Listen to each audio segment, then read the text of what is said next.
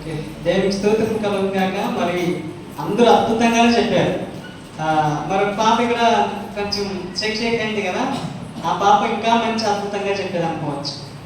ఎందుకంటే ఒకరోజు నేను కూడా ఆ రీతిగా మాట్లాడతాను. తెలుసు మీకు, ఇలా నిలబడి మాట్లాడాలన్నా మందిని చూసే మనకే మాట అంతా వచ్చేకలతో షేక్ అయిపోతుంది. మరి అవి నిజమా అబద్ధం అంటే మీరు వచ్చి ఒకసారి ఏదైనా ఒక పాటో లేదంటే ఏమైనా సాక్షి మీరు ముందొచ్చి చెప్పారు అనుకోండి, మీకు ఆటోమేటిక్ కొత్త అయిపోతుంది. నేను చెప్పేది అబద్ధమో నిజమా? నిజమంటారా అబద్ధమంటారా? నిజమంటారా అబద్ధమంటారా?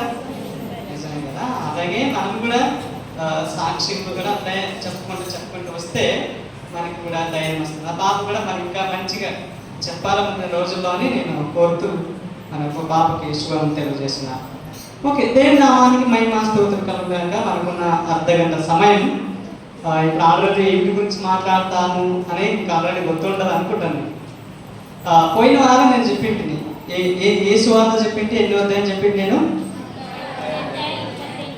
ఓకే, మీరు అందరికీ ఇట్లా హుషారు కావాలనికసే ఇలా రీతిగా చిన్న ప్రయత్నం. దీంట్లో 10 క్వశ్చన్లు ఉన్నాయి. 10 క్వశ్చన్స్ ఉన్నాయి. ఈ 10 క్వశ్చన్స్లోకి ఎవరు ఆన్సర్ చెప్తే వాళ్ళకి ప్రైజ్ కూడా అందబడుతుంది. మరి ముఖ్యమైన విషయం ఏమిటంటే, ఈ మత్తయి రాసిన సువార్త 18వ అధ్యాయం, ఈ ఒక అధ్యాయమే మనకి కట్టపాటుగా మన జీవితాలకు ఉంటే, అంటే మన హృదయంలో దృఢంగా ఉంటే మన ఆత్మిక జీవితం ఎలా సిద్ధపడాలి, ఎలా ఉండాలి, ఎలా తగ్గించుకోవాలి, ఏ సమయంలో ముందు సాగాలి, ఏ సమయంలో ఏ పని చేయకూడదు, ఎలా మాట్లాడాలి అని ఇవన్నీ కూడా మనకి గుర్తయిపోతుంది అన్నమాట.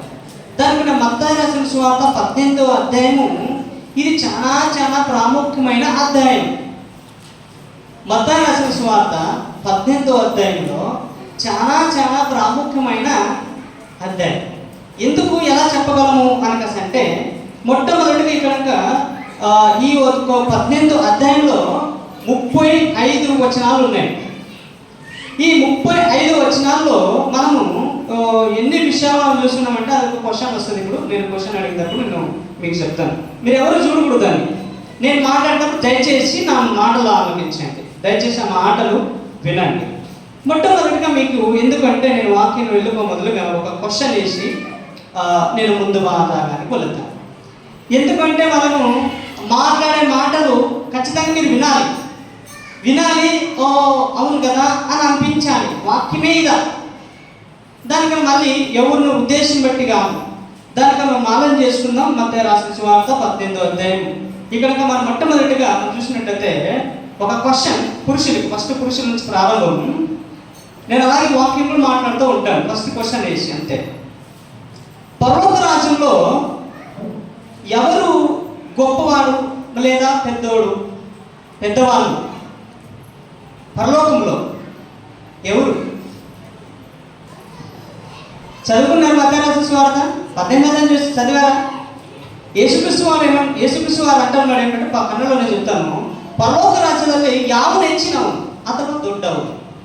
పరలోక రాజ్యంలో ఎవరు పెద్దవాడు లేదా గొప్పవాడు?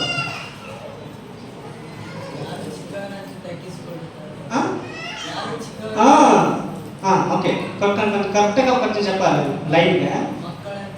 ఎవరు చిన్న పిల్లోడు వలె తగ్గించుకుంటున్నాడో వాళ్ళే పరలోక రాజ్యంలో గొప్పవాడు, అతను మరి పెద్దవాడు. మనం అనుకుంటాం ఈ లోకంలోనే పెద్దవాళ్ళు ఉన్నాం, మేము పెద్దవాళ్ళు, మా మాట వినాలనుకుంటాం. కానీ వాక్యం ఏం చెప్తున్నదంటే, ఎవరైతే పిల్లల వలె తగ్గించుకుంటున్నారో, పిల్లలు ఎలా తగ్గించుకుంటారు చూడండి. ఆ పిల్లలు ఏమన్నా ఒక మాట తిట్టినా కానీ కొట్టినా కానీ కొట్టించుకుంటారు. అవునా? ఆ బాధ ఒకటి కొంచెం ఇప్పుడు సరిగ్గా చెప్పగలడం, ఇంకొకసారి బాగా చెప్పు, ఒకరు నా అన్నింటి అనిపించుకుంటున్నాయి లేదా? అవునా? అలాగే మరి పరలోకంలో పిల్లల భావం అది ఎలా ఎందుకంటే వాక్యంలో వివరణ మనకు అక్కడకు వస్తుంది. ఇక్కడ ఇంకో స్త్రీలకు ఒక క్వశ్చన్, ఎందుకు కన్నడలోనే చదువుతాను, యాకే లోకకి ఎಷ್ಟೊಂದು ಕೇಳು. ఎవరు చెప్తారు వాళ్ళ మాట నువ్వు చేయొద్దండి, ఇక్కడ సంఖ్య తక్కువ ఉంది కాబట్టి. ఎవరు చెప్తారు ఈ క్వశ్చన్కి ఆన్సర్? యాకే ఈ భూలోకದಲ್ಲಿ ఇಷ್ಟೊಂದು ಕೇಳು. ఎందుకు ఈ భూలోకంలో ఇంత తెలుగులో ఏమంటారండి? ಯಾಕೆ ಈ ಭೂಲೋಕದಲ್ಲಿ ಇಷ್ಟ ಅಂತ ಕೇಳು, ఎవరు చెప్తారు? అక్కడే ఉన్నాయి రిఫరెన్స్ కూడా నేను చెప్తాను మీకు కావాలంటే. ఇప్పుడు అమ్మా ఎవరు చెప్పండి, ఎవరైనా చెప్పచ్చు. చిన్నలు పెద్దలు లేదు, చదవచ్చేవారు అందరూ కూడా చెప్పచ్చు. ಅಮ್ಮ ಕ್ವಶನ್ ಇಂకొకసారి, ಯಾಕೆ ಈ ಲೋಕಕ್ಕೆ ಎಷ್ಟೋ ಕೇಡು? వచనం 7 చదవచ్చా? బైబిల్ చూసారా? లేదు కదా? Okay, very good. వాణి చెప్పింది కదా, తొడగులు బరువుదరింద. ఈ 2 క్వశ్చన్లో 1 నుంచి 6 వచనాలు వరకు మనము చూసుకున్నాం. ఇప్పుడు మనం మొదటగా మన వాక్యం తీసుకుందాం. మత్తయి రాసిన సువార్త 18వ అధ్యాయం మొదటి 2 వచనాలు మనం చదువుకుందాం.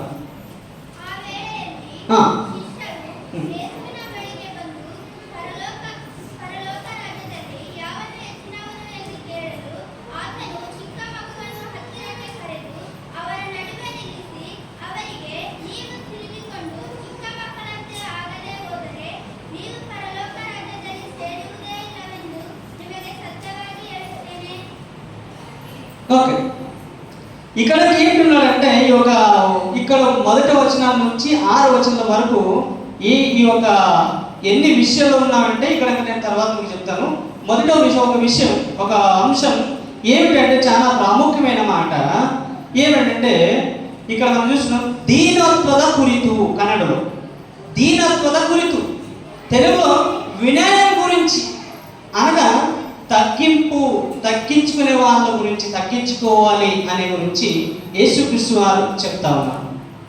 చాలా ఎంత ప్రాముఖ్యమైన మాట అంటే మనం చూసినట్లయితే పరలోక రాజ్యంలో ఎవరు గొప్పవాడు, ఎవరు పెద్దవాడు, వీళ్ళందరూ శిష్యులు యేసుక్రీస్తు వారి జతకు ఉండేవారు. యేసుక్రీస్తు వారి జతకు ఉంటే వాళ్ళు ఏమనుకున్నారంటే, నీవు పెద్ద, నాకు పెద్ద, నీవు గొప్ప, బాగా యేసయ్య నిన్ను బాగా పిలుచుకుంటాడు, నన్ను కొంచెం తక్కువ పిలుచుకుంటాడు, నీవే ఎక్కువ మాట్లాడతావు, నేనే తక్కువ మాట్లాడతాను. ఇట్లాంటి వాళ్ళ శిష్యులు యేసు స్వామి దగ్గర ఉన్నారు 12 మంది. ఎవరు మాట్లాడినా కానీ పేతురు సడన్ ఆన్సర్ ఇచ్చేవాడు, సడన్ లేదు తక్కువ రేటు కానీ సడన్ మాట్లాడేవాడు. మరి యోహాను గారిని కూడా చాలా ఎక్కువగా పలకరించేవాడు యేసుక్రీస్తు వారు. ఇలా ఎందుకు ఉన్నప్పుడు మరి అనగా 20వ అధ్యాయంలో మరి వచ్చినట్లయితే ఇంకా పైన భాగానికి పోతే జబదాయి పిల్లలు యేసుక్రీస్తు వారి దగ్గర అక్కడ ఒకరు ఇక్కడ ఒకరు కూర్చున్నారని ఆశపడతారు. ఇవన్నీ కూడా జరిగేటప్పుడు వాళ్ళ శిష్యులు ఏమనుకున్నారంటే వాళ్ళ మీద ఒట్టికిచ్చి పడేది, ఈ వీళ్ళ మీద నాన్న పెద్ద నీకు పెద్ద అనే సందర్భాలు అక్కడ వాళ్ళు జరుగుతూ ఉన్నాయి. దానితో యేసుక్రీస్తు వారు ఒకడు చెప్తున్నాడు ఏంటంటే, మనం చదువుతాం వినండి. పరలోక రాజ్ಯದಲ್ಲಿ ಯಾವ ನೆಚ್ಚಿನವನು ಎಂದು ಕೇಳಲು ಆತನು ಚಿಕ್ಕ ಮಗುವನ್ನು ಹತ್ತಿರಕ್ಕೆ ಕರೆದು ಅವರ ನಡುವೆ ನಿಲ್ಲಿಸಿ ಅವರಿಗೆ ನೀವು ತಿರುಗಿಕೊಂಡು ಚಿಕ್ಕ ಮಕ್ಕಳಂತ ಆಗದೆ ಹೋದರೆ ಪರಲೋಕ ರಾಜ್ಯದಲ್ಲಿ ನೀವು ಸೇರುವುದೇ ಇಲ್ಲವೆಂದು ನಿಮಗೆ సత్యವಾಗಿ ಹೇಳುತ್ತೇನೆ. యేసుక్రీస్తు వారు అన్నాడు, పరలోక రాజ్యంలో ఎవరు గొప్పవాడు, ఎవరు పెద్దవాడు అని యేసుక్రీస్తు వారిని అడిగాడు శిష్యుడు. అడిగినప్పుడు వాళ్ళకి అర్థం కావాలి కదా, మరి వాళ్ళకి అర్థం కావాలని తెచ్చుకొని ఒక చిన్న పాపం తీసుకొని వాళ్ళ మధ్యలో నిలబడతారు. వాళ్ళ మధ్యలో నిలబడి మీరంతా తిరుగుకొని అంటే ఏంటి, గర్వం తిరిగేది కాదు, కానీ మీ ఆలోచన అన్నీ తిప్పుకొని చిన్న పిల్లోడు వలె మీరు ఆలోచన కలిగి తన్ను తాను తగ్గించుకుంటున్నాడు, వాళ్ళే పరలోక రాజ్యంలో గొప్పవారు. ఒకవేళ తగ్గించుకోలేదా, ఒకవేళ పిల్లలు బాగా స్వభావం రాలేదా, పరలోక రాజ్యం మరి చేరేదే లేదు అని సత్యమైన మాట నీకు చెప్తున్నాను అంటా ఉన్నాను. దానికి మన భావాలు ఇక్కడ ఏమి కావాలి అంటే ఒక అంశం మనకి ఏం జరుగుతుంది అంటే, పరలోక రాజ్యానికి వెళ్ళాలని గురి ఉన్న మనం అందరూ కూడా మనం ఈ భూమి మీద గొప్పవాడు నేను అనుకోవడం కాదు, నాకు అన్నీ తెలుసు అని మనం చెప్పించుకోవడం కాదు, నా మాటే వినాలి అని అనుకోవడం కాదు. మనం పరలోక రాజ్యం వెళ్ళాలి అంటే ఇంకొకరి మాట మనం వినాలంట, ఇంకొకరి ముందు మనం తగ్గించుకోవాలంట. ఎవరు చెప్పే మాట ఇది? యేసుక్రీస్తు వారు చెప్పే మాట. దానికనే మనము దేవుడి పిల్లలు అనబడిన వారు అందరూ కూడా ఎవరు మాట మనం వింటామా? మనం అందరూ లోపడాలంటే దేవుడికి లోపడాలి. మరి ఎలా తగ్గించుకోవాలంటే పిల్లల మాదిరిగా మనం తగ్గించుకోవాలంట. పిల్లలకి ఏమీ తెలియదు కదా, ఏమన్నా తిట్టిని కూడా తిట్టించుకుంటారు. అలాగే మన పరలోక నిమిత్తంగా మనం ఏం చేసుకోవాలి, తిట్టించుకున్న కూడా బాగలేదంట. తగ్గింపు ఉండాలి. ఒక మాట మనం చూసుకుంటే యేసుక్రీస్తు వారు దేవాది దేవుడు పోయిన శుక్రవారం చెప్పాడు. ఆ దేవాది దేవుడు ఆయన అంత మహారాజుడైన ఈ భూమి మీదకి ఎలా వచ్చాడు, మనిషిగా వచ్చాడు, తగ్గించుకొని వచ్చాడు. తను తగ్గించుకొని మరి అంత మాత్రం కాకుండా శిష్యుల పాదాలు కడిగాడు. శిష్యుల పాదాలు కడిగినప్పుడు దీని ఒక సూచన ఏమనిపిస్తుంది మనకి, ఈ ఒక చిత్రం ఏమనిపిస్తుంది అంటే తనంత రాజాదిరాజుడు అయినప్పటికీ శిష్యుల పాదాలను గుట్టి కలిసి కడిగాడంటే తాను దీనత్వం గురించి మనం అక్కడ చూస్తూ ఉన్నాం. దానికన్నా మనం దీనత్వం మనలో ఉన్నదా, వినయం మనలో ఉన్నదా? ఒకసారి మనం గమనించుకొని ఆలోచన చేసుకొని నేర్చుకోవాలి. ఈ పాటలు మనము పరలోక రాజులు నేను గొప్పవాడు కావాలి అంటే, పెద్దోడుగా నేను ఉండాలి పరలోక రాజులు అంటే, ఇక్కడ భూమి మీద నిన్ను నువ్వు తగ్గించుకోవాలి, నిన్ను నీవు వెళ్ళిపోవాలి, చిన్న పిల్లల మాదిరిగా నువ్వు కావాలి. దానికన్నా అనారీతిగా ఉన్నామా లేదా అని ఒకసారి మనం ఆలోచన చేసుకున్నాలి. ఆలోచన మనం చదువుకుందాం. మరి ఈ చిక్కవರಲ್ಲಿ ಒಬ್ಬನಿಗೆ ಯಾವನಾದರೂ ರೊಟ್ಟಿ ಆದರೆ, ఓకే ఈ వచనం నేను తర్వాత చదివిస్తాను మీకు. ఈ వచన భాగంలో ఏమంటున్నదంటే చిన్న పిల్లవారికి కూడా అట్టిగా కాకూడదు,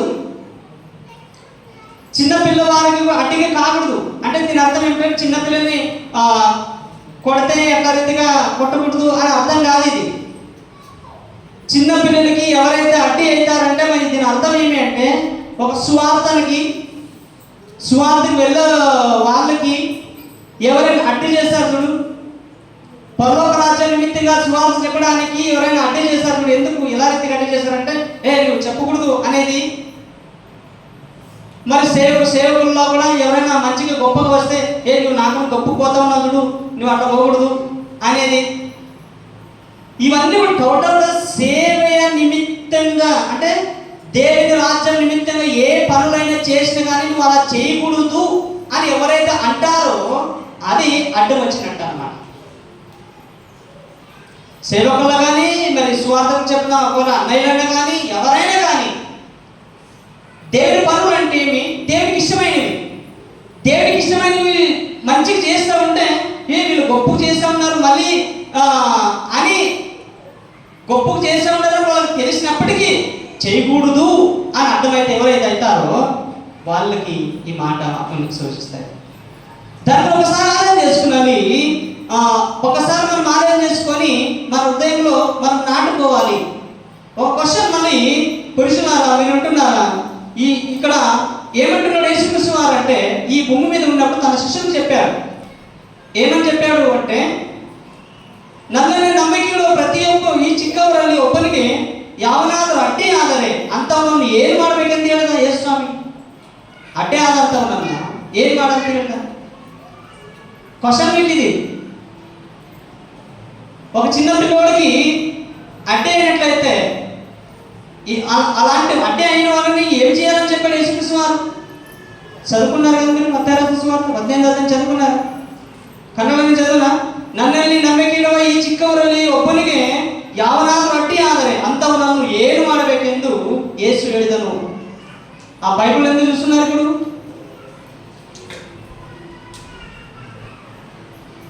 ఓకే బాగా చేద్దామా? అంతవరకు ఏం ಮಾಡಬೇಕಂತ ಹೇಳಿದ್ರೆ అక్కడే ఉన్నది. 7వ వచనంలోనే ఉన్నది. మనకి చాలా గొప్పమైన విషయం అక్కడ మనకి కనబడుతున్నది. ఓకే చదువుకుందాం. ఆ వచనము ఎలా ఎందుకు అంటున్నాడంటే అక్కడ 6వ వచనం కింద భాగంలో మనం చూస్తూ ఉన్నాం. 7వ వచనం కాదు, 6వ వచనం కింద భాగంలో ಈ ಚಿಕ್ಕವರಲ್ಲಿ ಒಬ್ಬನಿಗೆ ಯಾವನಾದರೂ ರೊಟ್ಟಿ ಆದರೆ ಅಂಥವನನ್ನು ಕೊರಳಿಗೆ ಬೀಸುವ ಕಲ್ಲನ್ನು ಕಟ್ಟಿ ಅವನನ್ನು ಆಳವಾದ ಸಮುದ್ರದಲ್ಲಿ ಮುಳುಗಿಸಿಬಿಡುವುದು ಅವನಿಗೆ ಹಿತಕರವಾದದ್ದು. ఎలాంటి ఎంత గొప్ప మాట చూడండి. అలాంటి రీతికి అడ్డమైన వాళ్ళని ఏం చేయాలి? బీసువ కల్లు అంటే ఇసిరే రాయి పెద్దది, ఆ వజాన రాయి కట్టి అలాంటి వాళ్ళని ఏం చేయాలంటే సముద్రంలో పోయి మధ్యలో పోయి కసి విడాలి కిందికి. కళ్ళు మైకి కడితే రాయి మైకి కడితే ఏమైతే చెప్పండి. ఇక మునిగితాడు మునిగేయాడా? ఏమైతుంది? మునిగిపోతాడు. ఆ మునిగిపోయిన తర్వాత ఏమవుతుంది? చేపలకి ఆహారం అవుతుంది. అక్కడ ఉంటున్న నీటిలో ఏమైతే ఉన్నావో వాటికన్నిటి కూడా ఆహారం అవుతుంది. అయితే వాళ్ళు బతకలేడిగా దానికన్నా దేవుని రాజ్యం నిమిత్తంగా ఎవరైనా అడ్డే అయితే అలాంటి వారిని అలా రీతిని మరి చేయాలి, అలాంటి రీతిగా ఆ ఒక శిక్ష చేయాలి అని యేసుక్రీస్తు వారు అంటారు. దానికని మనం కూడా మనం తగ్గించుకోవాలి. ఎవరైనా దేవుని విషయాలు పెరుగుతున్నారు అంటే వాళ్ళని ఎంకరేజ్ చేయాలి, ముందుకు సాగించాలి, వాళ్ళకి అస్సలు అడ్డులు కాకూడదు అని ఒక వంశం మనం చూసుకున్నాం. ఏమిటంటే వినయం గురించి మనము.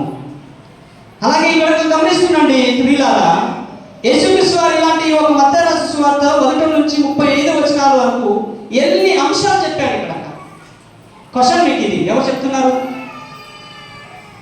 ఎన్ని అంశాలు చెప్పారు ఇలాంటి రీతిగా. ఇప్పుడు ఇంకొక విషయం ఏమిటంటే మనం చూసుకుంటాం ఏమిటంటే దీనత్వం గురించి మనం చూసుకున్నాం. 1 నుంచి 6 వచనాల వరకు చూసుకున్నాం. అలాగే తొడగుల గురించి మనం చూస్తున్నాం.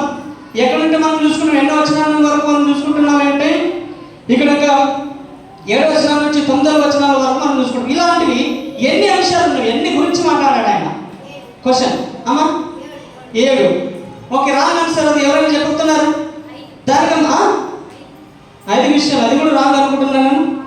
ఎందుకంటే మనము అమ్మా 6 కూడా కాదు. ఎన్ని అంశాలు, ఎన్ని గురించి ఆయన మాట్లాడున్నాడు ఇక్కడ? ఎవరైనా చెప్తున్నారు? చదువుకున్నారు కదా మీరంతా. మనము ఎందుకంటే అందరికి అర్థమవుతుంది వాక్యం, ఎన్నుకున్న వాళ్ళకి అందరికి అర్థమవుతున్నదా? ఇప్పుడు నేను 1 నుంచి 6 వరకు నేను మాట్లాడాను దీనత్వం గురించి. అంటే యేసుక్రీస్తు వారు నమ్మిన ప్రతి ఒక్క మనిషి తన్ను తాను తగ్గించుకోవాలి అని, ఎలా రీతిగా తగ్గించుకోవాలని మనం ఇప్పుడు వచనాలన్నీ మనం చూసుకున్నాం. ఇప్పుడు ఇంకొక విషయం ఏమిటంటే తొడగుల గురితు. తొడగుల గురితు అంటే మరి తెలుగులో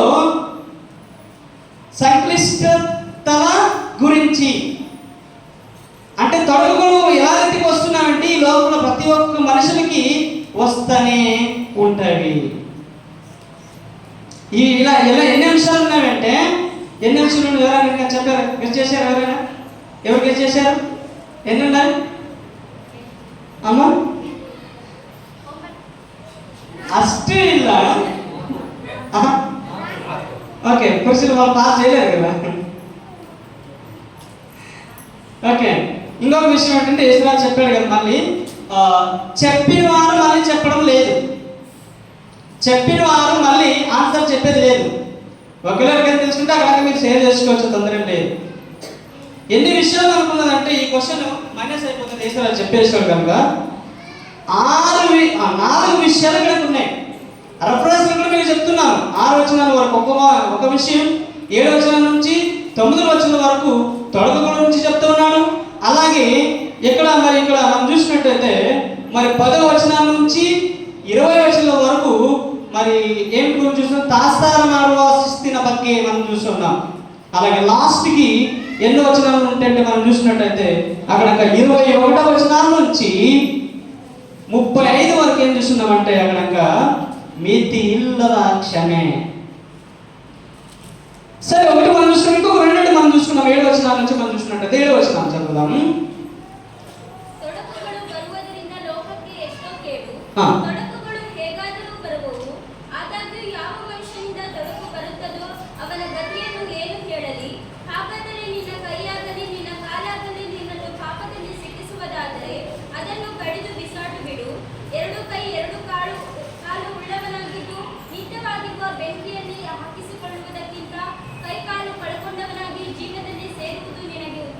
ఓకే, సగం 7, 8 వచనాలు మనం చదువుకున్నాము. ఇక్కడ యేసు స్వామి తొడగులు ఎవరికైనా వచ్చేటట్టుగా ఎట్లాగైతే కదా వస్తూ ఉన్నావి. తొడగులు అంటే ఏమి అమ్మా? ఇబ్బందులు కానీ లేదా శోధనాలు కానీ ఏవైనా కానీ పాపంలో చిక్కివేయడానికి ఇవన్నీ కూడా వస్తూ ఉంటే, ఒక మాట ఇంకొక మీకు అర్థం కావాలని ఎగ్జాంపుల్గా చెప్పుకున్నట్టయితే మనం భూమి మీద నడుస్తూ పోతా ఉన్నాం. ఎక్కడైనా నడుస్తూ పోతూ ఉంటాం కదా, పైన పక్షిలో లేదా గద్దెలో పైన ఆడుతూ ఉంటాయి. ఇక్కడ మన పోతాను నా నెత్తి మీద ఆడదు. రాకూడదు. ఎవరైనా అన్నారు మీరు అలా? ఇంటినారు అందరూ? ఎవరైనా అన్నారా? ఎవరైనా లేదు. ఎందుకు? నీ భూమి మీద ఉంటే కానీ పక్షులు పైన ఆడుతూనే ఉంటాయి. అలాగే ఒక విశ్వాసికి ఒక విశ్వాసరాలకి, ఒక విశ్వాసునికి, యవనస్తునికి, ఎవరైనా కానీ దేవుని కుమారులు అనబడిన వారికి అందరికీ కూడా ఏమైపోతుందంటే తొడుగులు వస్తూనే ఉంటాయి, పాప శోధనలు వస్తూనే ఉంటాయి.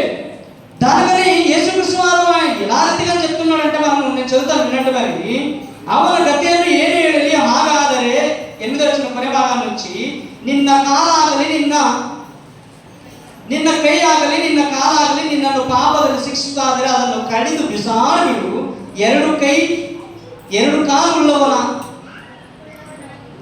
ಉಳ್ಳವನಾಗಿದ್ದು ಬೆಂಕಿಯಲ್ಲಿ ಹಾಕಿಸಿಕೊಳ್ಳುವುದಕ್ಕಿಂತ ಒಂದೇ ಕೈ ಉಳ್ಳವನಾಗಿ ಇದ್ದು నిత్య జీవದಲ್ಲಿ ಸೇರುವುದು ನಿನಗೆ ఉత్తమ.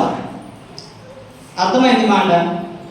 2 కాళ్ళు 2 చేతులు ఉన్నవాడై నువ్వు అక్కడ నిత్యమైన నరకానికి పోగల కన్నా ఒకే చెయ్యి ఒకే కాలే ఉండేవాడయి పరలోకంలో చేరేది నీకు చాలా ఉత్తమమైనది, మంచిది.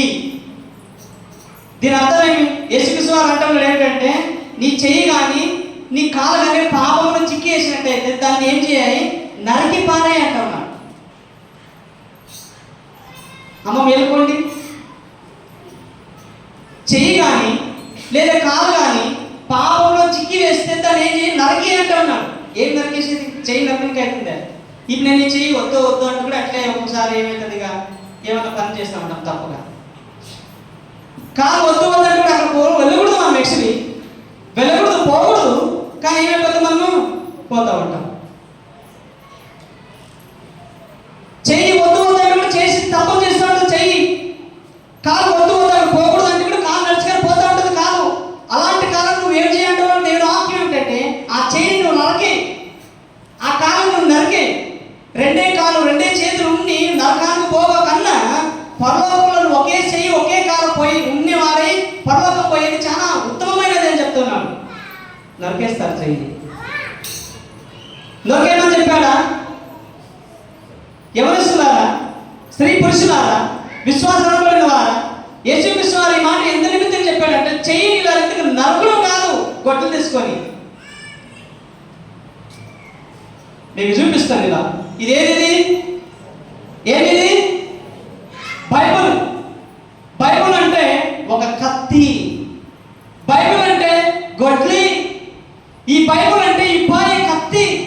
ఈ కత్తి అనే బైబుల్ తీసుకొని నీ పాపం చేస్తున్నావు, ఒక చేయి ద్వారా పాపం చేస్తూ ఉన్నావు అంటే ఆ చోటుకి వెళ్ళకూడదు అని నేను వాక్యం చెప్తుంటే నువ్వు అలాగే వెళ్తా ఉన్నావంటే, ఈ వాక్యం అనే కత్తితోని నీ కాలుని నీ చెయ్యిని నరుక్కోవాలి. ఎలా నరుక్కోవడం అంటే, ఇప్పుడు ఏదైనా చేసే సందర్భం వచ్చా చేయితో, ఆ చేయితో చేసే సందర్భం వచ్చా, కానీ చేయకుండా ఉండాలంటే వాకింగ్ జ్ఞాపకం చేసుకున్నాను అనమాట. వాకింగ్ జ్ఞాపకం చేసుకొని నేను దేవుని కుమారుడు, నేను రక్షణ పొందాను, రొట్టె విరుస్తాను, నేను ఆ చోటుకు వెళ్ళకూడదు, అబ్బాయి అమ్మాయితో నేను వెళ్ళకూడదు, రకరకాల పాపాల్లో నేను పోకూడదు, రకరకాల పనులు నేను చేయకూడదు అని నిన్ను నీవు తెలుసుకొని నువ్వు ఆ చేసే అనుకూల సమయంలో నువ్వు చేయకుండా ఉంటావు చూడి, అప్పుడు ఆ శైలి నువ్వు నరుక్కున్నట్టు అని అర్థం. అర్థమైందా? అలాగే దేవుడు అన్న మాట ఏంటంటే, చెయ్యి కానీ కాలు కానీ కన్ను కానీ ఏదైనా కానీ నీ అంగంగాలు ఏవైతే ఉన్నావో అన్ని కూడా పాపానికి ఒప్పించుకోకుండా అప్పుడు ఒక్కోటి నరుక్కోవాలి. వాక్యం అనే దాంట్లో వాక్యంతో మనం ఏం కావాలి? నరుక్కోవాలి. దానికన్నా ప్రియ సహోదరులారా, మీరు ఆ రీతిగా నరుక్కున్నారా? ఏమబ్బా చిన్న బ్రదర్ చెయ్యి కాలు నరుకుమనేరా, అయ్యో ఏమంటారు తిట్టుకుంటా వాళ్ళనిగా నరుకోనంటే మరి కత్తి తీసుకెళ్ళి ఇంటికి నరుకోలేరు. మరి దేవుని వాక్యం అనే కత్తితో నరుకోండి. చేతిదారు ఎన్నో పనులు చేస్తూ ఉన్నారు, కాళ్ళదారు ఎన్నో చోటుకి నువ్వు వెళ్తా ఉన్నావు, ఎవరు చూడలేరు అనుకుంటున్నావు, కానీ దేవుడు చూస్తున్నాడు. ప్రియులారా, దేవుడు చూస్తూ ఉన్నాడు, దేవుడు చూస్తూనే ఉన్నాడు. దానికనే నువ్వు అలా రీతిగా పోకూడదు, నిన్ను నువ్వు కాపాడుకోవాలి. వాక్యం అనే కత్తితో నువ్వు నరుకోవాలి. ఓకే, 3వ విషయం మనం చూస్తుంటే అక్కడ 10వ వచనం నుంచి 8వ వచనం వరకు, అంటే మనం 20వ వచనం వరకు మనం చూస్తున్నాం. కానీ ఒక్క మాట మాత్రం మనం చదువుకుందాం. 12వ వచనంలో ఎవరైనా చదవండి. 12వ వచనం.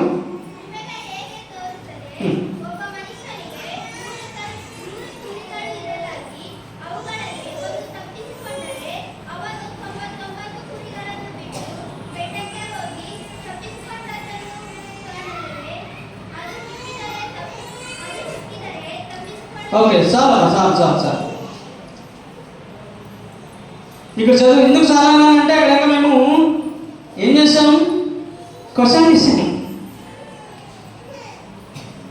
ఇంటర్నల్ అందరు కదా, ఎందుకంటే ఇలా రీతిగా మీకు ముందే అధ్యాయం చెప్పి ఇదంతా వివరించడం ఎందుకు అంటే మనం అందరూ కూడా దేవుడి రాజ్యానికి దగ్గర వస్తువులుగా కావాలి, దగ్గర వాళ్ళుగా కావాలి. రుచిపల్లి గ్రామం అంటే ఏ వాకులో బాగుండాలపాల. మేము మనవలకు పోయింటిమి, టీమ్గా పోయింటిమి, ఏమన్నా అసలు అందరూ దొరకండి. అన్నిట్లోనే ఫస్ట్ వచ్చాను, ఎందుకంటే గ్రూపులు చేసిండ్రు. ఇక నేను ఒక గ్రూప్ పోయాను, మరి యేసురాజు వాళ్ళ గ్రూప్ పోయారు, శ్యాము వాళ్ళకు గ్రూప్ పోయారు, సంగీత వాళ్ళకు గ్రూప్ పోయారు. మేము అక్కడికి అసలు మామే చెప్తా ఉన్నాం అన్నమాట, రైతులో చెప్తాం. అందరూ లాస్ట్ నాడు గుర్తించారు అన్నమాట. అయ్యో రైతులు పిల్లలు బా అంటే అట్లా మన సంఘమే కావాలని ఆశ అండి, మన సంఘమే కావాలని ఆశ. ఒక క్వశ్చన్ ఈజీ ఉండేది, పురుషులారు మీరు వింటున్నాడు ఇప్పుడు మీకే కదా. పాస్ చేశారు వాళ్ళు, పాస్ చేయలేదు అనుకున్నాం. పాస్ చేయలేదు మీరు. ఒక మనిషి 100 గొర్రెలు ఉన్నాయి, 100 గొర్రెలు ఉన్నాయి. కొంచెం వినండి. ఒక గొర్రె తప్పిపోయా,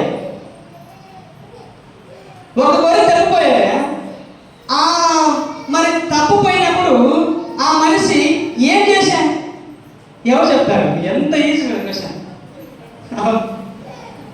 చెప్పండి.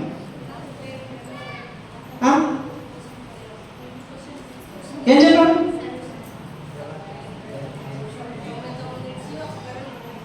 ఆ 99 విడిచి దాన్ని వెతకనికి పోయాడు.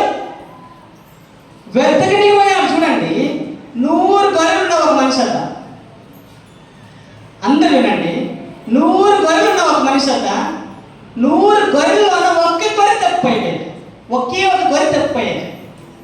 ఒక గొర్రె తప్పిపోయినప్పుడు 99 గొర్రెలని అక్కడే ఇసుకొచ్చి ఆ ఒక్కదాని కొరకు వెతకడానికి వెళ్ళాడు.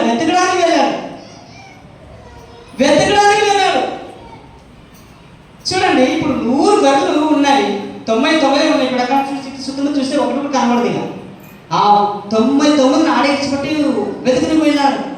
ఇప్పుడు ఎవరైనా కాపీ రాగానే పోయినా ఏమో కిటికెట్ చూశాడు, ఒకరు వస్తూ మరి 99లో మరి మనం మైనస్ అవుతుంటామని మరి ఏం చేస్తాం, అక్కడే అనుకుంటారు. ఇలా కాపరాగానే కనపడలే అంటే ఎంత ఒక విషయం మనకి ఏమైపోతుంది అంటే ఒక గొర్రె ఎంత ఇంపార్టెంట్ ఇస్తూ ఉన్నాడు ఆయన, ఎంతో ఇంపార్టెంట్ ఇస్తూ ఉన్నాడు ఆయన.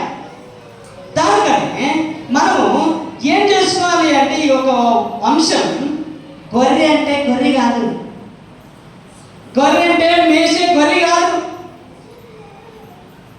ఇంటిన వాళ్ళందరూ, లాస్ట్ ఉన్న వాళ్ళందరూ మీకు ఈ మాట, గొర్రె అంటే గొర్రె కాదు. ఎవరైతే నమ్మి రక్షణ పొంది బాప్తిస్మ పొంది రొట్టె విరుస్తున్నారో, ఎవరైతే ప్రభువు యేసుక్రీస్తు వారిని సొంత రక్షకంగా స్వీకరించుకున్నారో వాళ్ళే ఆ గొర్రె. అంటే తప్పిపోయిన వాళ్ళని వెతికి రావాలి అంటే సంఘం అందరూ కూడా విశ్వాసించబడిన వారు, అందరూ కూడా వాక్యం తెలిసిన వారు, తప్పుగా ఆరాధించేవారు ఎవరైనా మందిరానికి రాలేదా? ఎవరైనా నమ్ముకొని ఎదుగు జారిపోయారా? వాళ్ళు వెతకడానికి వెళ్ళామా? 99 గొర్రెలను అక్కడే ఇచ్చుకెళ్ళి కాపు ఏమయ్యాడు, ఒక్క గొర్రె వరకు వెతకడానికి వెళ్ళాడు. దానికన్నా మేము రాజప్రధానం మేము కూడా ఏం చేస్తున్నామంటే కొన్ని సందర్భాల్లో కొన్ని అనుకూలమైన సమయం తీసుకొని ఎవరైతే చర్చకు వచ్చలేరో, ఎవరైతే ఏమైనా తప్పిపోయారో వాళ్ళ ఇంటికి పోయి ప్రార్థన చేసి రండి సన్నిధిగా అని చెప్తూ ఉంటాం. అలాగే మనం ఇది ఎవరు చెప్పాలి? పాస్టర్ రొట్టె కాదు, విశ్వాసులు కూడా రొట్టె విరిచేవాళ్ళు ఎక్కడెక్కడ మీరు కలుస్తారు కదా. చర్చకు వచ్చిన వాళ్ళు లేకుండా చూసి మీరు రండి చర్చకి రండి, ఎందుకు పోయినా వచ్చలేవు అట్లా పిలుచుకొచ్చావా? కలిసినప్పుడే కాదు, మరి కలుసుకొని కూడా మన వారి దగ్గర చెప్పావా ఒకసారైనా? దేవాకి ఏం చెప్తున్నానంటే ఒక గొర్రె కొరపోయినా వెళ్ళి కాసి మళ్ళీ తోలుకొచ్చాడు. ఇంకొక విషయం మీకు అక్కడంగా మనం చూస్తూ ఉన్నాం, ఏమిటంటే చాలా ప్రముఖమైన మాట అని మనం చూస్తూ ఉన్నాం. ఆ గొర్రె కొరకు ఎంతో ఆయన ప్రయత్నం చేశాడండి, ఎంతో రీతికి వెతికికొని పట్టాడు. అది చిక్కిన తర్వాత ఆనందమై ఆయన సంతోషం కలిగాడు. అలాగే ఇంకొక విషయం మీకు ఇప్పుడు స్త్రీలను మీరు గమనించండి. ఒక క్వశ్చన్ వేసి మీకు ఏమంటున్నాడు అంటే ఇక్కడ ఒక మనుషును ఇది తప్పిపోతే ఆయన ఏం చేశాడనే దీనికి ఆన్సర్ చెప్పారు కదా, మీరు చెప్పారు. ఒక ఇప్పుడు పురుషులకి ఏమిటంటే కనుక నిన్న సహోదరులు తప్పు ಮಾಡಿದರೆ ಅವರನ್ನು ಹೇಗೆ ಸರಿ ಮಾಡಬೇಕೆಂದು యేసు ಹೇಳಿದನು. దీంట్లో ఎన్ని అంశాలంటే 4 ఉన్నాయి. 4 విధంగా యేసుక్రీస్తు వారు చెప్పాడు. ఏమని అంశం 4 ఉన్నాయి. ఒక సహోదరుడు తప్పు చేశాడు. ఇప్పుడు చూడండి, మనం అందరూ ఆత్మీయ రీతిగా మనం ఉన్నాం, రక్షణ కోరుకున్నాం. కొన్ని సందర్భాలు మనం ఏమైతుందంటే కొన్ని సందర్భాలు తప్పు చేస్తూ ఉంటాం. మనం ఒకరికి ఇష్టం లేకుండా చేస్తూ ఉంటాం. మనం తప్పు చేసినప్పుడు ఏం చేయాలి? యేసుక్రీస్తు వారు ఏం చెప్పాడు? దాంట్లో 4 ఉండాలి. 4 కరెక్ట్గా చెప్పాలి. ఇప్పుడు మనం విశ్వాసం ఏదైనా ఒకరికి, ఇప్పుడు ఫర్ ఎగ్జాంపుల్గా నేను మనం మధ్యలో మనం ఉన్నాం అనుకోండి, నీకు ఏదైనా నేను తప్పు చేశాను. నీకు తప్పు చేసినప్పుడు నన్ను ఏం చేయాలి? అది 4 చెప్పాడు అనమాట. ఒకటి ఇట్లా చేయాలి, ఫస్ట్, సెకండ్ ఇట్లా చేయాలి, మూడోది ఇట్లా చేయాలి, తర్వాత 4వ ఇట్లా చేయాలి అని చెప్పాడు. సరే, ఫాస్ట్ ఇక్కడ 3 అమ్మా ఇప్పుడు చూసుకుంటారా, మీరు చదువుకుంటారా?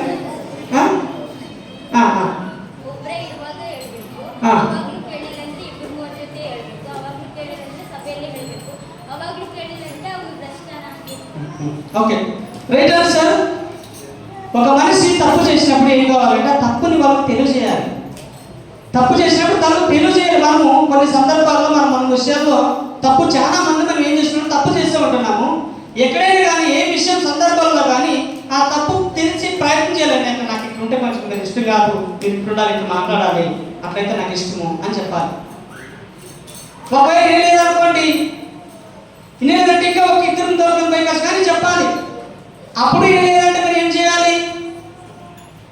ఎవరైతే బాధ్యతలు ఉన్నారో సంఘంలో కానీ సంఘం చెప్పాలి, ఇట్లా చేస్తున్నారు, ఇట్లా ఉన్నారు, ఇట్లా ఉండకూడదు అని చెప్పాలి.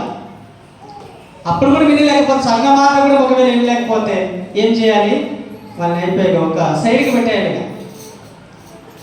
పురుషు ఎదురుగా చూడకూడదు, వాళ్ళ కొరకు మనం ప్రార్థన చేయాలి, సైడ్ పెట్టేయాలి. దానికని ఈ మాట మనం ఎలా రీతిగా అర్థం చేసుకోవాలి, ఏం నేర్చుకోవాలి దీని భాగంలో అంటే, ఒక మనిషి ఎంతో చాలా ప్రాముఖ్యమైన, ఒక మనిషి దేవుని దృష్టిలో ఎంతో ప్రాముఖ్యం. ఒక్కరు కూడా కోల్పోయేది ఇష్టం లేదానికి, ఒక్కరు కూడా పడిపోయేదానికి ఇష్టం లేదానికి, ఒకరు కూడా తప్పుపోయేదానికి అస్సలు ఇష్టం లేదానికి. దానికన్నా మనం ఏం కావాలంటే తప్పు పోకూడదు అంటే వాళ్ళని హెచ్చరించి మందిరానికి తోలుకురావాలి. అలాగే ఇంకొక మాట నేను చెప్తాను, మనమే తప్పిపోతే, మనమే తప్పు చేస్తే మనం సరి చేసేది ఎవరండి?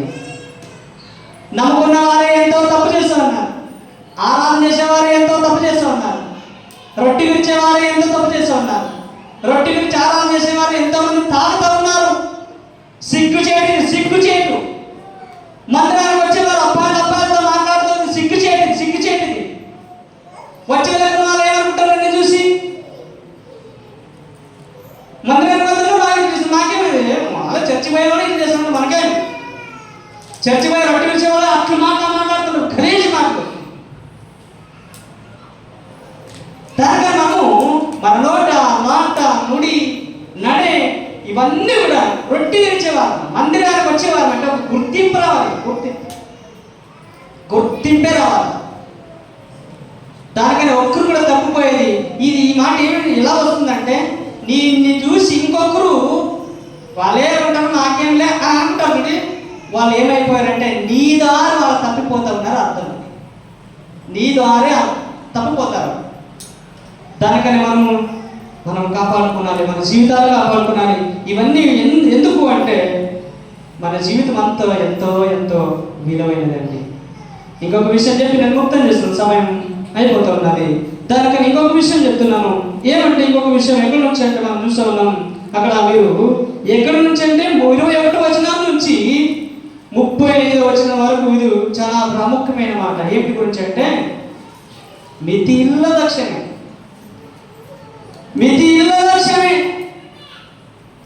మితి లేదనమాట. క్షమాపణకి ఎంత లేదు. తెలుగులో ఏమంటున్నదంటే అపరిమిత క్షమాపణ గురించి, మితి ఇళ్ళ క్షమే గురించి. ఓకే, మీకు ఇప్పుడు క్వశ్చన్, ఇప్పుడు ఎవరు వీళ్ళకి ఎలా మీకు ఎవరికి ఇప్పుడు క్వశ్చన్ మీకే 3 అవుతుంది కదా, వింటున్నారు అందరూ? దానికనే మీరు చాలా చాలా ప్రముఖమైన మాటలు ఇవన్నీ కూడా చెప్పేశారు. ఏడే ప్రశ్న ఇప్పుడు ఏంటంటే, ನನ್ನ ಹೆಸರಿನಲ್ಲಿ ಎಲ್ಲಿ ಕೂಡಿ ಬರುತ್ತೀರೋ ನಿಮ್ಮ ಮಧ್ಯದಲ್ಲಿ ನಾನು ಇದ್ದೇನೆ ಎಂಬುದಾಗಿ ಯೇಸು ಕ್ರಿಸ್ತನು ಹೇಳಿದರು. ಅದಕ್ಕೆ ಎಷ್ಟನೇ ವಚನ చెప్పారు కదా? చెప్పిన వారు లేదు, మీరు చెప్పారా? అప్పుడు చెప్పారా? చెప్పలేదా? ఓకే. ఈ ఒక వచనము అందరికి కూడా కంటపాటు ఉంటుంది. యాక్చువల్లీ అందరికి కూడా ఉంటుంది, చాలా మందికి ఉంటుంది. ఎందుకంటే మీరు ముందు చెప్తే అస్సలు ఎన్నుకున్నది అస్సలు అవకాశం ఇస్తలేదు. దానికి అందరూ ఇక్కడ గమనించండి. మీరు యేసుక్రీస్తు వారు ఆ విషయంలో మనకు కనబడుతూ ఉన్నది. అక్కడ మితి ఇళ్ళ క్షమ గురించి యేసుక్రీస్తు వారు చెప్పాడు. ఆ ఒక అంశం, ఈ ఒక క్వశ్చన్ ఎందుకు వేసినట్టు ఇది ఎంత నేను వివరించాను. 21 నుంచి 35 వరకు మనము చూసుకుంటున్నాం ఇప్పుడు. దానికి ఏంటంటే యేసుక్రీస్తు వారు చెప్పాడు 18వ అధ్యాయము ఇక్కడ 20 వచనంలో ఆయన చెప్పాడు ఆన్సర్ చెప్పింది పాప. ఓకే. ఇప్పుడు తొందరగా ఎన్నో క్వశ్చన్ ఏంటంటే, ನನ್ನ సహోదరును పురుషులు ನನ್ನ సహోదరును ತನಗೆ ತಪ್ಪು ಮಾಡುತ್ತಾ ಬಂದರೆ ನಾನು ಎಷ್ಟು ಸಾರಿ ಕ್ಷಮಿಸಬೇಕು?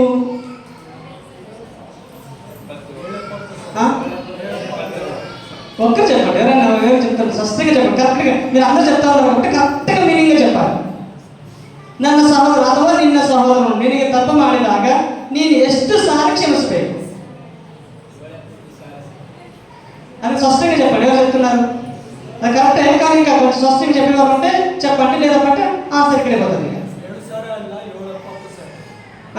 ఓకే. 7 సార్లు అలా 70 సార్లు.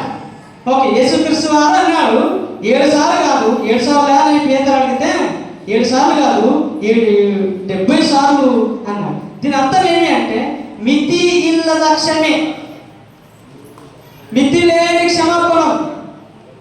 అంటే మన సహోదరులు వారికి తప్పు చేసినప్పుడు మనం ఏం చేయాలి అంటే, ఎలా రీతికి క్షమించాలి? పేతురు వాళ్ళు అడిగినప్పుడు యేసు స్వామికి అన్నాడు, ఏమన్నాడు? స్వామి, నా సహోదరుడు నాకు తప్పు చేసినప్పుడు నేను ఎన్నిసార్లు క్షమించాలా? 7 సార్లా అన్నాడు. ఇట్లే అడగదాడు, 7 సార్లు క్షమించాలా? పేతురు అని యేసు స్వామి శిష్యుడు అనుకున్నాడు. వినండి, పేతురు అని కాసి యేసు స్వామి శిష్యుడు.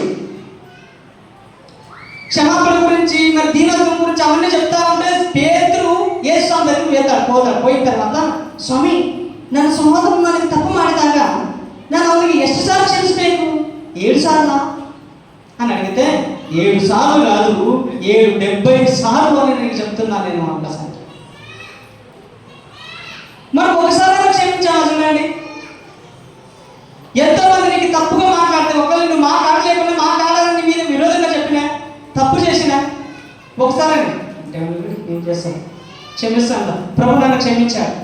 ప్రభు నిన్ను క్షమించాడా? మీరు అనుకుంటున్నారు ఎందుకు యేసుక్రీస్తు వారు నిన్ను క్షమించాడని నువ్వు అనుకుంటున్నావా? ఇప్పుడు నేను అనుకుంటున్నాను, నన్ను యేసు స్వామి క్షమించాడండి. ఒకప్పుడు నేను మీరు నమ్ముతారో లేదు కానీ బిడులు తాగాను నేను.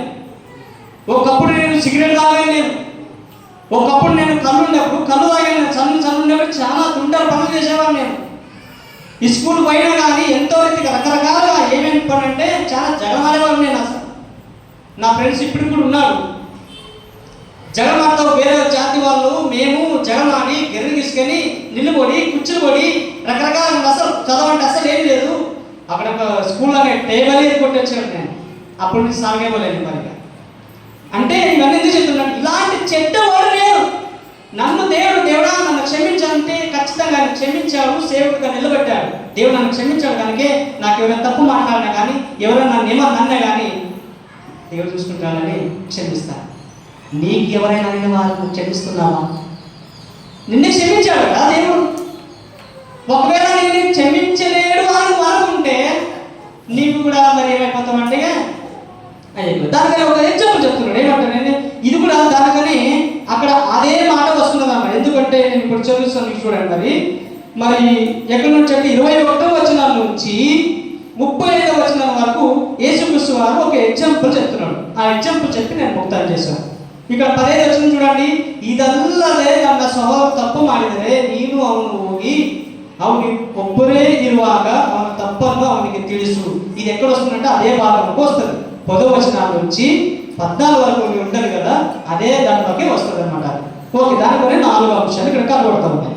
ఓకే, ఒక మాట మనం చదువుకుందాం. 22 వచ్చిన చదవండి. 22, 24 పురుషు చదవండి. ఇప్పుడు ఆయన ముక్తం చేద్దాం. దీని చదివి మనం ముక్తం చేసుకుందాం అండి.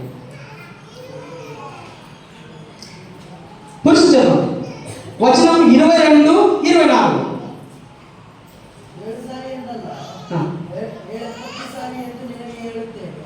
ಆದ್ದರಿಂದ ಪರಲೋಕರಾಜ್ಯವು ತನ್ನ ಸೇವಕರಿಂದ ಲೆಕ್ಕವನ್ನು ತೆಗೆದುಕೊಳ್ಳಬೇಕೆಂದಿದ್ದ ಒಬ್ಬ ಅರಸನಿಗೆ ಹೋಲಿಕೆಯಾಗಿದೆ. ಅವನು ಲೆಕ್ಕ ತೆಗೆದುಕೊಳ್ಳುವುದಕ್ಕೆ ಪ್ರಾರಂಭ ಮಾಡಿದಾಗ ಕೋಟ್ಯಾಂತರ ಸಾಲ ಮಾಡಿದವನೊಬ್ಬನನ್ನು ಅವನ ಬಳಿಗೆ ತಂದರು. ಆ ಸಾಲ ತೀರಿಸುವುದಕ್ಕೆ ಅವನಲ್ಲಿ ಏನೂ ಇಲ್ಲದ್ದರಿಂದ ಅವನ ಒಡೆಯನು ಅವನನ್ನು, ಅವನ ಹೆಂಡತಿ ಮಕ್ಕಳನ್ನು, ಅವನ ಬದುಕೆಲ್ಲವನ್ನು ಮಾರಿ ಅದನ್ನು ತೀರಿಸಬೇಕೆಂದು ಅಪ್ಪಣೆ ಮಾಡಿದನು. ಆ ಸೇವಕನು ಅವನ ಕಾಲಿಗೆ ಬಿದ್ದು ಅವನಿಗೆ, ಒಡೆಯನೇ, ಸ್ವಲ್ಪ ತಾಳಿತು, ನಿನ್ನದೆಲ್ಲ ನಾನು ಕೊಟ್ಟು ತೀರಿಸುತ್ತೇನೆಂದು.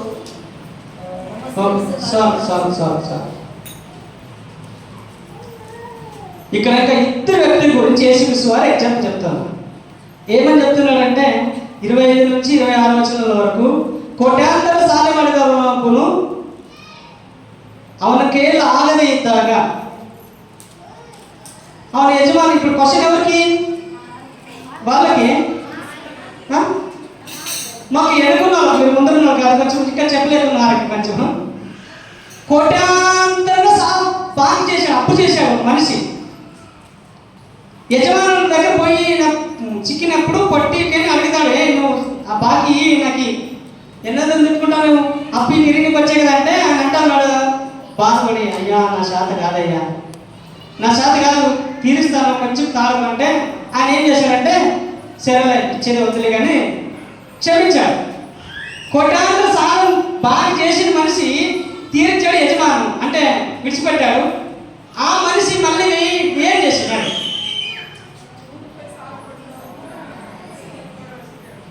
ఓకే, శాంతం బాగా చదవాలనుకుంటున్నాను. నాకు చూడండి, అమ్మ కరెక్ట్ చెప్పింది. కోటిగా బాగా చేశాడు, అప్పు చేశాడు, తీరాలి కదా, అప్పు తీర్చలేకపోతాడు. ఆయన దగ్గర లేదు, బాగా బెడస్థితిగా ఉన్నది. యజమాని దగ్గర ఆయన పట్టుకొని అడుగుతా ఉన్నాడు, నాకు ఈ అప్పు అంటే, అయ్యా తీరుస్తా, నేను కొంచెం తాడు అనకాసి అంటాడు. ఆయన కనికరమే ఆయన మాట్లాడే కనికరం పడికాసి, సరేలప్ప నీవు బాగా ఇచ్చలేకుంటే ఈ లేదు పో, ఈ లేకుంటే ఈ లేదు, వదలలేదు, నా బ్యాగ్ మొత్తం నేను మాఫ్ చేస్తాను నేను పోనాడు. ఈ బ్రాహ్మణి పోయి కాసి ఏం చేశాడు? తాను ఒకరికి ఎవరికో 100 రూపాయలు ఇచ్చుతాడు. ఏం చేశాడా? అర్థమైంది కదా మాట్లాడి? అర్థమవుతుందా అందరూ? ఒకసారి ఎట్లానండి, అర్థమవుతుందా? అమ్మ మీకు అర్థమే కదా? ఎవరు అనలేదు, వాళ్ళకి అర్థం లేదన్నమాట. అర్థం 100 రూపాయలు బాగా ఇచ్చాడు ఆయన కూడా. ఇప్పుడు ఆయన ఇప్పుడు కోటి డబ్బులు అక్కడ యజమాని వద్దులే ఇచ్చేది వద్దులని కష్టం అన్నాడు.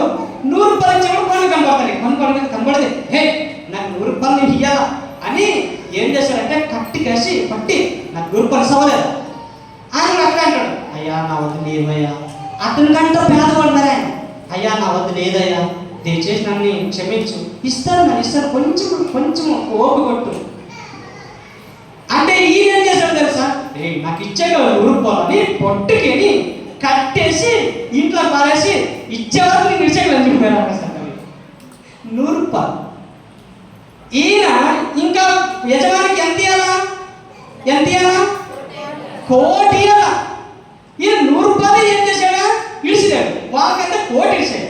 ఇప్పుడు కొన్ని రోజులు అయిన తర్వాత యజమానికి వస్తాయి. ఎవరికి వస్తా? కోటి రూపాయలు.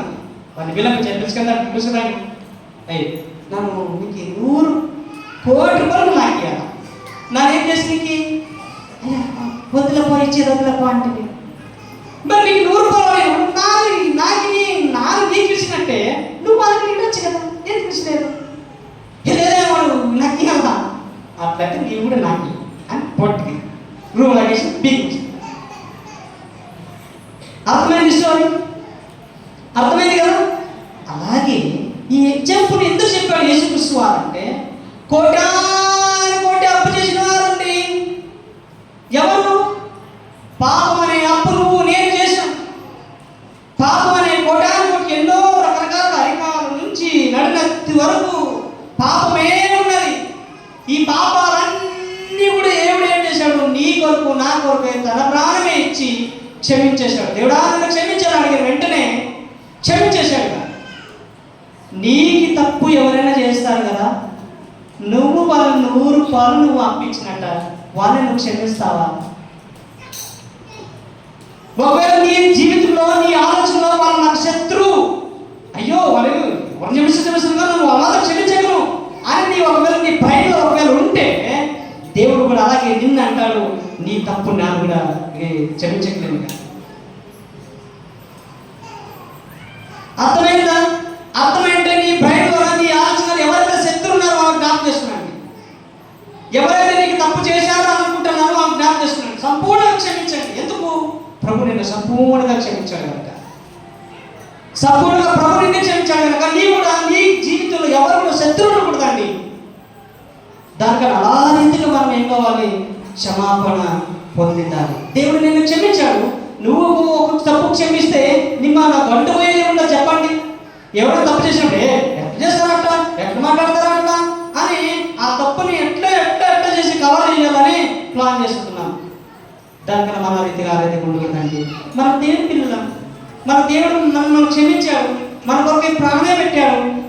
నీవు ఇంకొక సోదరు కొరకు ప్రాణమే పెట్టాడు అనట్లేదు. కానీ నువ్వు తప్పులు క్షమిస్తే మనం ఏమైపోతుంది మీరు చెప్పండి. దగ్గర ఎన్ని మాట్లాడాలంటే నేను 4 విషయాలు మాట్లాడాను. దీనత్వం గురించి, తర్వాత రెండోది తొడుగుగోడ గురించి, తర్వాత తాస్తారమాన వారి గురించి. ఈ రెఫరెన్స్ చెప్తున్నా, మీరు కావాలంటే రాసుకోండి, ముక్తం చేసుకుందాం. దీనత్వం గురించి మరి 1 నుంచి 6 వచనాల వరకు, తొడుగుగోడ గురించి 7 వచనాల నుంచి 9 వచనాల వరకు, తాస్తారమాన గురించి 10 నుంచి 20 వరకు, మితి ఇళ్ళ లక్ష్యమే 21 నుంచి 35 వరకు అండి. మితి ఇళ్ళ లక్ష్యమే. దేవుడు ఎంతో సంపూర్ణంగా క్షమించాడు, నీవు కూడా సంపూర్ణంగా క్షమించాలి. కొంచెం ఒకనే పైన సరే ఆయన ఆయనకి ఒక్కొక్కనే కొంచెం నీ ఫ్రెండ్స్నో లేదా బంధువులను లేదా పక్క పెట్టే వాళ్ళను ఏమైనా ఒక్కొక్కనే కొంచెమే క్షమాపణ చేస్తే నీకు కూడా దేవుడు కొంచెమే క్షమాపణ చేస్తాడు. దానికనే మనుషులు అనేవాళ్ళు మనం అందరూ కూడా ఏం కావాలి? ఇప్పుడు కళ్ళు ముచ్చి అడుగుతాను, దేవుడా నా జీవితంలో ఎంతో మంది శత్రువులు ఉన్నారు, వాళ్ళని నన్ను నా మీద ఎలా మాట్లాడిన కూడా వాళ్ళని నేను శిక్షనే కోరాను. నేను అయ్యా నేను అరదికి కాదు, దయచేసి నన్ను క్షమించండి అని అడుగుదామా అంటే మనం ఏం చేయాలి? మనము ఒక చిన్న పాట చెప్తాను మీకు, ఎందుకంటే మనం అందరూ కూడా యాక్టివ్గా కావాలని కలిసి ఒక చిన్న ప్రయత్నం అంతే. మీ పక్కలో ఉంటున్నారని దయచేసి నన్ను తప్పు చేసింటే క్షమించండి. చేతులు కలుపు కాసి ఇక్కడ నేను కూడా నాతో పాటు బ్రదర్ నానేమో తప్పు మాట్లాడే దైవాన్ని క్షమించాను. మీరు చెప్పుకోండి, మీ శత్రువులు మార్చుకోండి. మనం తప్పులు వేరే వాళ్ళ తప్పులు క్షమిస్తే మాత్రమే దేవుడు క్షమిస్తాడు, కానీ లేదంటే లేదు. చెప్పుకుంటారా? చెప్పుకోండి. అయ్యో ఎంత వచ్చి ఉండదప్ప, వద్దు మీరు మోసేకర్ గారు ఎలా మోసారు. ఓకే, కనిపించండి. క్షమాపణ గురించి మనం చాలాసేపు మాట్లాడుకున్నాం. యాక్ట్స్ అంటారు ఇంగ్లీష్లో క్షమాపణ. మన కిందికి రేడొచ్చేంత వరకు మనకి తెలిసేది.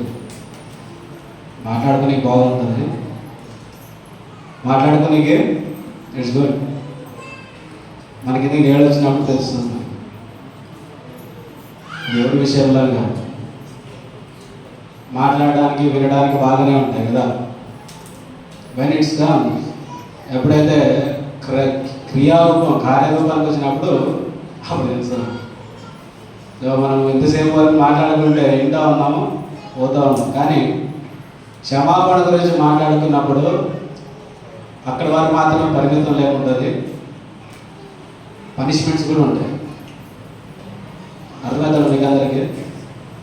క్షమాపణ అనేది క్షమించడం మాత్రమే కాదు, there is punishments also. Without punishments there is no forgiveness. శిక్ష లేకుండా క్షమాపణ లేదు. ప్రభువైన యేసుక్రీస్తు వారు శిక్షను అనుభవించాడు, మనల్ని క్షమించాడు. అర్థమవుతూ ఉండదు మీకు అందరికీ. బైబిల్ మనం బాగా ఇంకా స్టడీ చేయాలా.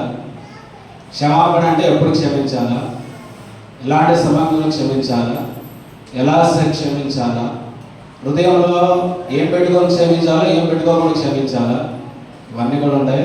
మీరు అందరూ స్టడీ చేయాలి. మాట్లాడుకునేది కాదు, అది క్రియ రూపంలో మనం చూపించేవారుగా ఉండాలి. 7 క్షమిస్తాను చదివే నీ దగ్గరికి వచ్చి నేను తప్పు చేస్తా ఉంటాను, మీరు క్షమిస్తారన్నా? మీకు వేరే మక్క తగ్గిపోయి ఏమన్నా తప్పు చేస్తానే ఉంటాను, నీకు విరోధం చేస్తానే ఉంటాను, క్షమిస్తావా? మరి మాట్లాడుకోనికి బాగుంటుంది. అర్థమవుతాడా మీకు అందరికీ? సంఘం గుజ్జుపల్లి సంఘంకి అర్థం కావాలా? మాట్లాడుకోవడానికి వినడానికి బాగుంటుంది. కాబట్టి టైం వచ్చినప్పుడు మనం అలా ఉంటాం. దేవుడు కొన్ని నియమాలు ఉంచాడు. ఈ కాంటెక్స్ట్ మాత్రం మనము పెట్టుకొని మాట్లాడితే అది అర్థమయ్యేది కాదు.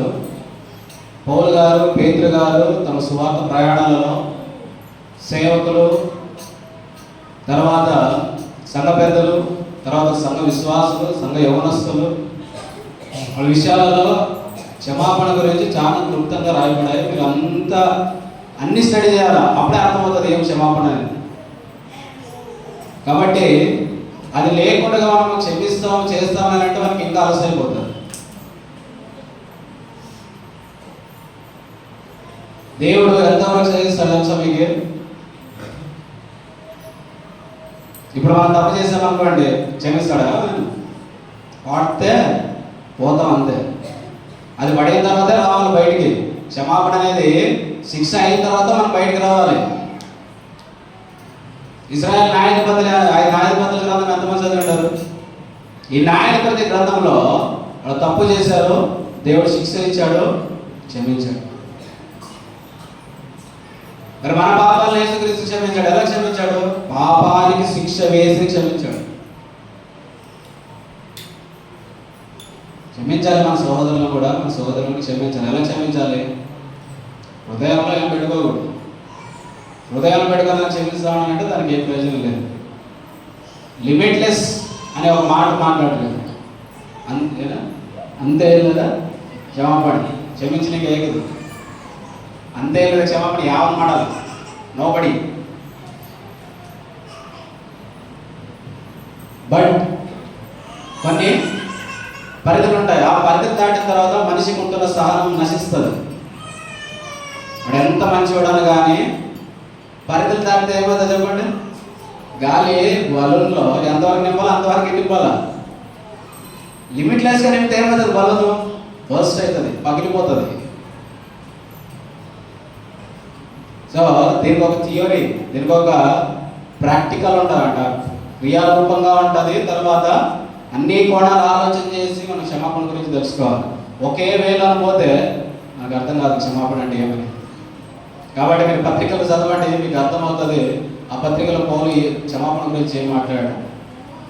కాబట్టి ఈ క్షమాపణ ఓకే మనం క్షమించుకోవాలి, లేదనడానికి లేదు. కానీ హృదయంలో ఏమైనా పెట్టుకొని మనం క్షమిస్తూ ఉన్నామంటే ఆ క్షమాపణ నిష్ఫలమైనది. మనం ఒక మనిషిని క్షమించకుండా వేస్ట్. ఏంటంటే హృదయంలో మనకి ఏం ఉంది కాబట్టి. క్షమాపణ విషయానికి వచ్చినప్పుడు పౌలు గారు మాట్లాడే మాటలు మీరు చదివితే మీకు అర్థమవుతుంది. ఒక మనిషిని క్షమించడం అంటే ఎలా క్షమించాలి. పౌలు గారి పత్రిక చదవండి, ఎవరెవరికి ఎలా తాట తీశాడో, ఎలా పెట్టాడో, ఎలా నిలిపాడో, ఎలా మళ్ళా చేర్చుకున్నాడో మీకు అర్థమవుతుంది. ఒక్క వేళ మనం వెళ్ళేది కాదు బైబిల్. ఇబ్బాయి కత్తి ಎರಡು కళ్ళ నోడిపోయి ನಾವು ఒక్క సైడ్ నుంచి చూస్తే అలసైపోతాం, రెండో వైపు నుండి చూస్తే భయం అవుతుంది. దేవుడు ఒక్కవైపు నుండి చూసాం కాబట్టి దేవుడు ప్రేమమయుడు, కరుణామయుడు, దయామయుడు ఇవేమని తెలుస్తుంది. ఇంకొక కోణం చూసినప్పుడు మనకు అర్థమవుతుంది దేవుడు ఎలాంటి వాడని. తప్పు చేసిన వానికి శిక్ష ఇస్తాడా లేకపోతే ఊరికే ఆయన మన దగ్గర తెలుసుకుంటాడా. కాబట్టి స్టడీ ఈజ్ వెరీ ఇంపార్టెంట్. అన్ని కోణాలు చూసేది చాలా ప్రాముఖ్యము. అంత మాత్రమే కాదు, దేవుడు ప్రేమమయుడే, దయామయుడే, కరుణామయుడే.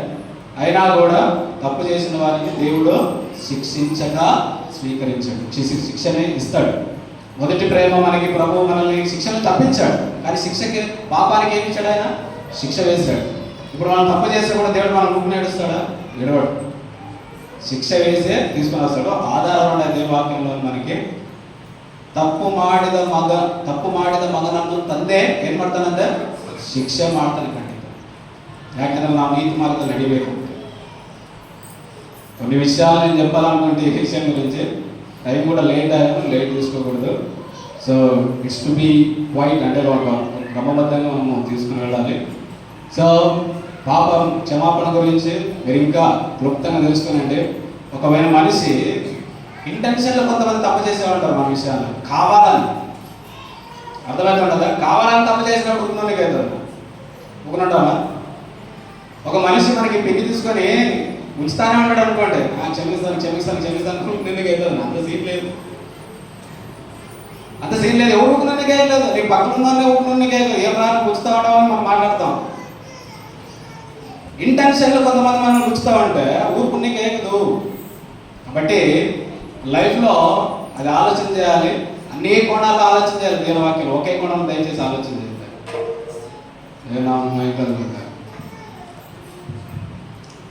నిజంగా సేపు చెప్పినట్టుగా కార్యకలాపాలు మన దగ్గరికి వచ్చినప్పుడే మనం క్షమిస్తామా లేదనేది గుర్తవుతుంది. మాటల్లో చెప్తాం, మనం వింటాం, మనం వినేది ముఖ్యం కాదు, చెప్పేది ముఖ్యం కాదు, కార్యరూపాలుగా చూపించేదే చాలా ప్రాముఖ్యం. రెఫరెన్స్లు కూడా ఎన్నో ఉన్నాయి, కానీ సమయం లేక నేను తీపించలేకపోయాను. ఇంకొక విషయంలో చెప్పినట్టయితే యేసుక్రీస్తు వారు మనం క్షమించాడు. ఎలా క్షమించాడంటే పాపం చేసినప్పుడు ఖచ్చితంగా శిక్ష ఉంది కదా, అట్లా నా శిక్షని తానే వేసుకొని కల్వారిలో ప్రాణం పెట్టి తన ప్రాణం పెట్టి మనం సంపూర్ణంగా క్షమించాడు. మన సహోదరు నిమిత్తంగా మనం సంపూర్ణంగా క్షమించాలి. ఏ పక్షపాత మీద మనం ఉండుకోకుండా మనం క్షమించాలి. ఒకవేళ మనం తప్పు దేవుని విరుద్ధమైన తప్పు పాపం చేసినప్పుడు దేవుడికి ఈ లోకంలోనే శిక్షిస్తాడు మనకి, మరి ఖచ్చితంగా మనం ఏం చేస్తాం, క్షమిస్తాడు. ఒక కళ ఉంచుకుందామండి. మన ఆలోచనలో కూడా మనము ఈ ఒక క్షమాపణ గురించి మితిల్లోద క్షమే అంటాం. మనం మితిల్లోద క్షమే, ఎవరు కూడా ఆ రీతిగా క్షమించలేకుండా క్షమించడానికి అయ్యలేదు అని, కానీ మనం ప్రయత్నం చేయాలి అని నేను వాక్యం చెప్తున్నది. దానికన్నా మనం ఏం చేసుకోవాలి? దేవుడు మనం క్షమించాడు అంటే మనం ప్రయత్నించే వారిగా మనం ఉండాలి. కళ్ళు ఉంచుకుందాం, పరిశీలించుకుందాం. తండ్రి, నీకు వందనాలు స్తోత్రం చెల్లిస్తున్నాం నాయన. ఈ యొక్క మధ్యాహ్న సమయం మందు నీ కృపతో నడిపించావు. వాక్యంతో ప్రభావ నాతో మాట్లాడు 4 విషయాలు. ఈ 4 విషయాల్లో ప్రభావ మేము ఏదైనా తప్పిపోయినట్టయితే దయచేసి మమ్మల్ని క్షమించండి తండ్రి. మరి ఈ లోకంలో నాకు శోధనలు వస్తుంటాయి, నన్ను తగ్గించుకుని లేకున్న సందర్భాలు ఎన్నో ఉన్నాయి. దయచేసి నన్ను క్షమించండి. తగ్గించుకోవాలని వాక్యం చెప్పింది. అలాగే ప్రభావంలో ఒక శోధనలు వస్తాయి, ఖచ్చితంగా కన్ను కానీ పాపంలో చిక్కివేసినట్లయితే దాన్ని తీసివేయాలి, చేయి కానీ పాపంలో చిక్కివేసినట్లయితే దాన్ని నరుకువేయాలి, కాలు కానీ పాపంలో ఉన్నట్లయితే దాన్ని నరుకువేయాలి అని వాక్యంలో విన్నాను. కానీ నేను కూడా ఆత్మకరీతిగా ప్రభావం నీ వాక్యమైన కట్కంతో నరుపుకొని నేను ప్రభా నీ కొరకే ప్రతి కృపాన్ని దయచేస్తున్నామని అడుగుతున్నాను తండ్రి. ఒక కుమారుడు అవును ఒక గొర్రెని తప్పు అయితే 99 గొర్రెలను అక్కడే విషయం వెతకడానికి వెళుతున్నాను. అలాగే ఒక మనిషి ఎంతో ప్రాముఖ్యమైన వారు. అవును తండ్రి, నా ద్వారా ఎవరైనా తప్పిపోతున్నారా? అవును నేనే స్వార్థలో వినుకోకుండా ప్రభా నేనే తప్పిపోయాను, నాతో నువ్వు మాట్లాడాను, నన్ను సరి చేసుకోవడానికి అవకాశం ఇచ్చాను. దయచేసి నన్ను క్షమించండి. నా జీవితంలో వాళ్ళ శత్రులు ఉన్నారు, వాళ్ళు సంపూర్ణంగా క్షమించలేదు ప్రభా. దయచేసి నన్ను మన్నించండి, క్షమించండి. నాకు కూడా క్షమాపణ మనసు ఇవ్వండి. ఇక్కడ వచ్చిన ప్రతి ఒక్కరూ ప్రభావ ఎవరైతే ఉన్నారో ఏ రీతి కలుగుతారో వాళ్ళని క్షమించి నీ బిడ్డగా నీ కుమారుగా చేసుకురావాలని అడుగుతున్నాను. ఆ ప్రాంతాన్ని విన్నందుకు వందనాలు స్తోత్రం చెల్లిస్తున్నాను. మా ప్రియుడు రక్షకుడైన యేసుక్రీస్తు వారు ఒకే నామములో కృతజ్ఞతా స్తోత్రాలతో నుంచి ప్రార్థించి తగ్గించుకొని అడిగి పెరుగుతున్నాను తండ్రి. అందరికీ వందనాలండి. అంత్యాశ్వరకు రాజభాషణ చేస్తారు. అంతకు మొదలుగా చిన్నగా దయచేసి క్వశ్చన్ చెప్పిన వాళ్ళందరికీ సమయం లేదు కనుక చిన్న ప్రయత్నం తెచ్చాను నేను వాళ్ళకి, చిన్నగా పెద్దది కాదు. ఆన్సర్ ఎవరైతే చెప్పారో వాళ్ళందరూ కూడా ఇక్కడ రండి, ఒకేసారి రండి, ఒకేసారి ఒకరి చేతికి అందరికీ అనుకుంటాను, తర్వాత మీరు సేవ్ చేసుకోవచ్చు. రండి, ఆన్సర్ చెప్పిన వాళ్ళందరూ రండి.